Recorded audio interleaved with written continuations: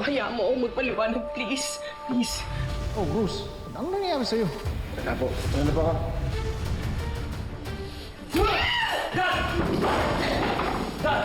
Dad, stop, please! Hindi ka na nahiya! Halos kasing ito ng bunso natin ang pinatulan mo! Hayo ka ba sa lalaki? Bakit?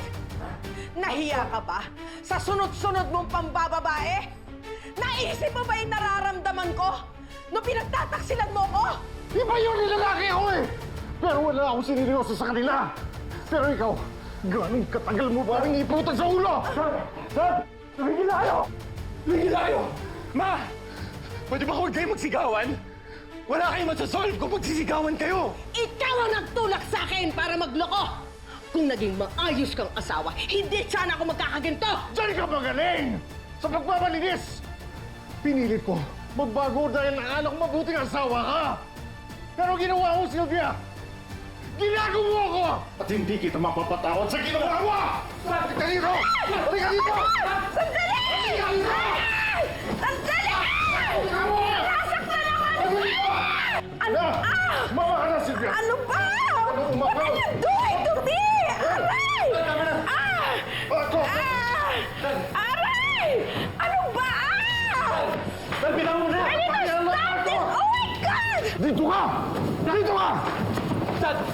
Dito ka, Sylvia! Ako na! Good job, Angel. Alam mo, perfect talaga yung plano mo. Nasira na si Lorraine. Ngayon naman si Ma'am Sylvia. Bala sila magkagulo dyan. Basta ang importante, sa bandang huli, sa akin pa rin ang bagsak ni ate. Ayun siya! Huwag niyo siyang lapitan! Simula ngayon, hindi na siya parte ng pamilya natin. Ang kapal din naman talaga ng mukha mo kung gusto mo akong hiwalayan. Bahala ka, pero wala kang karapatan ilayo sa akin ng mga anak ko. This is the price you pay sa pagsira sa pamilya natin. Ang lakas naman ng loob mong manumbat, kaya nasira ang pamilya natin dahil sa pambababae mo. I was the only one holding everything together. We do not need you to survive! Doon ka sa lalaki mo! Hindi ka namin kailangan! Tama na! Tama na, Dad! Ano? Hahayaan niyo lang gawin niya sa akin to? Hindi niyo ako tutulungan! Huwag niyo siyang pansinin!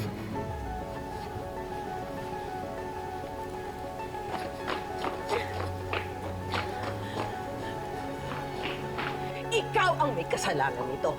Diba, may kasunduan tayo that we were going to keep this between the two of us. Kunyari ka pang dinadamayan mo ko. Yung pala, ilalaglag mo ko. Ma, hindi ako. Wala akong pinagsabihan. Love, alam mo na to. Sinungaling ka talaga eh. Ang gusto mo, masira ang pamilya ko. Para ikaw ang bida, para ikaw lang ang mabait. Total, gusto mo rin lang naman na mabango ka sa pamilya ko. Eh, dito mo. Ganito!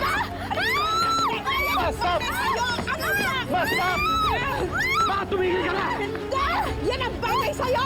Sinira mo ang pamilya ko! Pagbabayaran mo to! Tama na ba? Pinagkatiwalaan kita eh. Tatanggapin sana kita ulit pero trinidor mo ko. Kaya na ba kalaking galit mo sa akin? Ma, hindi nga ako. Bakit ko gugustuhin na mag-aaway kayo? Gusto ko nga magkabati kayo lahat. Bakit ko sisirain yung tiwala nyo? Matagal na matagal ko nang gusto makuha yun sa inyo. Sinungaling ka talaga. Ang sabihin mo, tuwang-tuwa ka na sira na yung pamilya ko. Ito siguro yung plano mo from the very beginning. Pa! Sinabi ng tama na eh! Huwag mo na dagdagan yung rason para lalo ako magalit sa'yo! Marco, please makinig ka sa akin.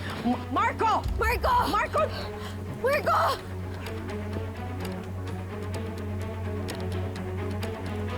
Ano tinitingin-tingin niyo dyan?